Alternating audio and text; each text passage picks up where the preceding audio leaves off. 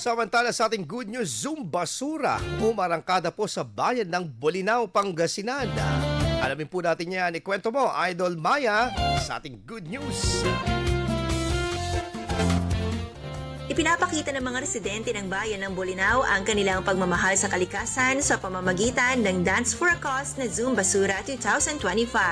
Ito ay isang proyekto ng Bolinao Tourism Office sa selebrasyon ng National Tourism Month sa bansa, katuwang ang Philippine Civil Service sa selebrasyon naman ng kanilang 15th anniversary. Sa bawat hataw sa pagsayaw sa Zumba ay ang pangako rin sa kalikasan ng kanilang pagkalinga. Dahil pagkatapos ng Zumba session ng mga residente ay nagsasagawa sila ng Coastal Cleanup Drive sa mga beaches sa bayan na sikat na puntahan ng mga turista, lalo na tuwing summer. Una nila itong isinagawa sa Barangay Patar noong nakaraang September 4, samantalang katatapos lamang nitong September 7 sa Barangay Balingasay, na hindi lamang Coastal Cleanup Drive ang isinagawa, kundi nagkaroon din sila ng tree planting. Samantalang nakatakda naman sa September 19 ang Zumbasura sa Barangay Gigiwanin. Ang mga ganitong proyekto ay pagpapakita lamang ng mga residente sa kanilang suporta sa natural na yamang kalikasan ng kanilang bayan na siya ring bumubuhay sa turismo at kabuhayan ng mga kabaluyan nila. Yan ang ating good news. Ako po si Idol Maya, Tatak IFM.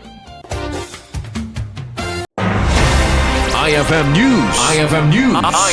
IFM News.